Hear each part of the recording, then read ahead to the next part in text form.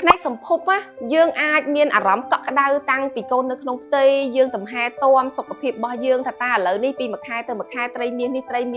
វិវត្តប៉ុណ្ណាហើយអារម្មណ៍កក់ក្ដៅគឺមានគ្រប់ពេលវេលាទាំងអស់ហើយអត់មានចាំបាច់ការព្រួយបារម្ភអីទេមន្ទីរពេទ្យអន្តរជាតិអរ៉ាន់ដាបើនិយាយជាមួយនឹងគ្រួសារខ្ញុំគឺអាសាចេញចូលខ្លាំងជាងគេប្រហែលជាបងប្អូនទាំងអស់គ្នាឮសូរអញ្ចឹងហើយអូដោយសារតែការងារហើយប៉ុន្តែមិនមែនអញ្ចឹងទេបងប្អូនខ្ញុំចាប់ផ្ដើមមានទម្ងន់ចេះស្ដារមកដោយបងប្អូនទាំងអស់គ្នាធ្លាប់បានដឹងហើយការចាញ់លេចច្រើនមែនទែនពីកណើតកូនទី2របស់ខ្ញុំហ្នឹងតាមធម្មតាអ្នកដែលទម្ងន់ណាគឺគាត់មានអាការៈប្រែប្រួលទៅតាមថ្ងៃផ្សេងគ្នាឬក៏អារម្មណ៍របស់គាត់អត់សូវស្រួលអីចឹងទៅប៉ុន្តែមន្ទីរពេទ្យអន្តរជាតិអរ៉ាន់ដាគឺគាត់ជាទីកន្លែងមួយដែលផ្ដល់នូវការប្រឹក្សាយោបល់ឲ្យបញ្ហាផ្លូវចិត្តរបស់ស្ត្រីមានផ្ទៃពោះទាំងអស់ហ្នឹងធូរស្រាលហើយ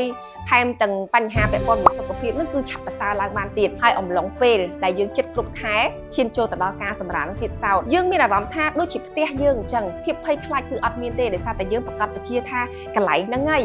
ដែលនឹងស្រោចស្រង់អាយុជីវិតកូនយើងនឹងយើងបានដោយសុវត្ថិភាពដោយសារអីបងប្អូនពីមុនមកបងប្អូនធ្លាប់តែគិតថាអូការសម្រាលកូនបើសិនជាកូនតូចកូនង៉ែតរបស់យើងហ្នឹងមានអាការៈមិនស្រួលណាមួយគេត្រូវបញ្ជូនកូនរបស់យើងនេះទៅកាន់មន្ទីរពេទ្យធំដែលឯកទេសកុមារប៉ុន្តែមន្ទីរពេទ្យអន្តរជាតិអរ៉ាន់ដាខ្ញុំអត់មានការព្រួយបារម្ភបើសិនជា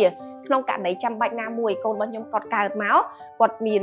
បញ្ហាផ្សេងដែលមិនប្រក្រតីមន្ទីរពេទ្យអន្តរជាតិអរ៉ាន់ដាគាត់មានផ្នែកកុមារក្នុងការបញ្ជូនកូនយើងទៅភ្លាមទៅប្រហែលនាទីបន្ទាប់ពីយើងសម្រាលហ្នឹងមកយើងប្រកាសហ្មងថាកូនរបស់យើងមានសុវត្ថិភាពកន្លែងហ្នឹងក៏ជាជម្រើសល្អដែរសម្រាប់ម៉ាក់ទាំងអស់គ្នាជ្រើសរើសយកនៅកញ្ចប់សម្រាល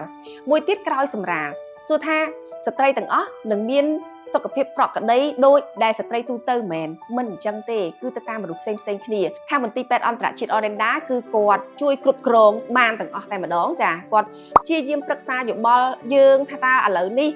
សុខភាពរបស់យើងមិនហើយអាការៈរបស់យើងមិនដែរអារម្មណ៍របស់យើងមិនដែរគឺគាត់ជួយ consult យើងគ្រប់ហេតុការណ៍ទាំងអស់តែម្ដងអញ្ចឹងខ្ញុំហ៊ាននិយាយថាសុវត្ថិភាពតាំងពីកូនយើងចាប់ផ្ដើមមាននៅក្នុងផ្ទៃអំឡុងពេលដែលយើងកំពុងតែថែផ្ទៃពោះហើយក្រោយពេលសម្រាលនៅអំឡុងពេលសម្រាលហ្នឹងគឺសុវត្ថិភាពទាំងអស់តែម្ដងយើងឡើង surprise ក្នុងចំណុចហ្នឹងវិញណាអញ្ចឹងកន្លែងនេះដែរខ្ញុំចង់ចែកម្លែកទៅកាន់បងប្អូនទាំងអស់គ្នាថា